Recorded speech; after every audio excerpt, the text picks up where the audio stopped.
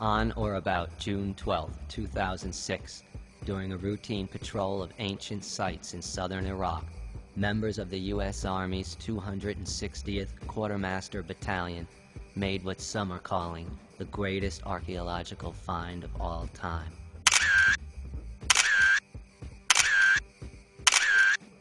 Quickly transferred to nearby Talil Air Base, the find was brought to London, where a panel of Near Eastern scholars and linguists were assembled to analyze it. Almost 2 years later, many panel members are upset. They say the U.S. and British governments have reneged on an agreement to share the discovery with the world. Despite the worst consequences possible, some panel members are talking. The find, which they call extraordinary, and having considerable repercussions for many universally held beliefs, is described as an oblong copper box containing several broken tablets written in Sumerian. Largely unreadable, one fragment scholars have translated tells the story of Ziusudra, the antediluvian Noah. In the surviving 64 lines, Ziusudra warns of another deluge, and reference is made to plans for another ark, a craft intended to aid human colonization of Nibiru, a planet whose orbit brings it in the vicinity of Uranus every 3,500 years. Nibiru will again orbit past Uranus in the year 2012.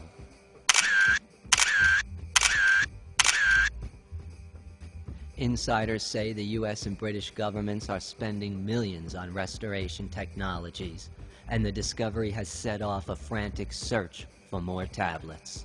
Evidence on the ground supports these claims.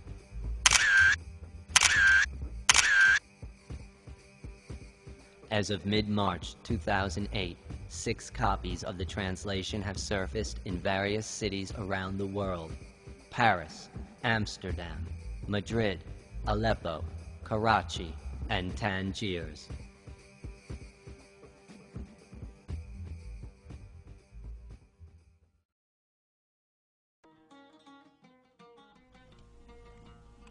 In accord with their wishes, the throne of kingship had been lowered from the heavens.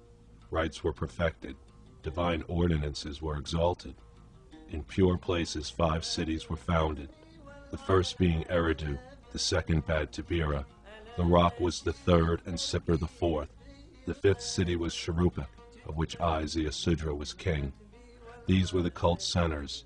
These 5 cities were designated cult centers. A clamor came from within the cult centers, a clamor that disturbed the gods. After the cities were destroyed, the cult centers were destroyed. After the deluge, the flood sent to cover all the land, the destroyer of life. And I, Ziusudra, on the high peak of Namush, arranged 7 and 7 cult vessels, heaped with reeds, cedar, and myrtle, and brought the offering to the summit to scatter the incense in every direction. And the gods smelled the sweet fragrance. They smelled the sweet fragrance and clustered around the offering like flies. Belit Ali arrived. She held up in the air the great fly ornament Anu had made in his ardor.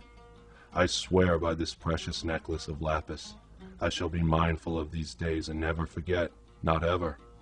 When Enlil arrived, my wife and I joined the assembly of gods. He touched my brow and her brow, saying, "Hitherto, Ziusudra has been a human being. Now he shall be known as Utnapishtim, and he and his wife shall become like us gods." Then we were taken far away. To the source of the great rivers we were taken, to the Gihon, Pishon, the Tigris, and Euphrates. In that faraway place we dwell. There, at the source of the 4 mighty rivers we dwell.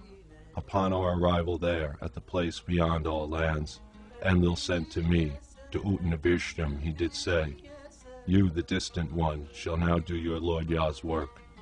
Once wisdom came from a thin reed wall, you will do the like. Take directions for another, a whole new ship. Inscribe them in tablets of lapis lazuli. Inscribe them on the appointed tablets. Then lay them inside a copper box upon reeds and branches of cedar and myrtle. Transfer knowledge, share wealth, store them safe, far away, in the city of the mightiest hero of all, who saw what was secret and revealed what was hidden. Inspect the foundations set forth by 7 masters with masonry of fire, kiln, brick. See how its facing gleams like copper in the sun? Climb the stone staircase. Look out at the land it encloses. Admire the gardens, shops and temples, all of the magnificent places. Identify the cornerstone. Look underneath. Now at that time in those days the world was still anew. When Enlil brought forth the tablets, the lands had only just dried. Reed hut, wall, wall. Reed hut, hearken, wall, reflect. Tear down house, build ship. Give up possessions, seek life. Forswear worldly goods, keep the soul alive. A new storm looms, yet rains do not squall. Another deluge falls, again rushing over the lands. Heed warning and prepare your family's cross. Transplant joy of human hearts. Take refuge in Nibiru's embrace, the return of light in the firmament of the heavens. It has been,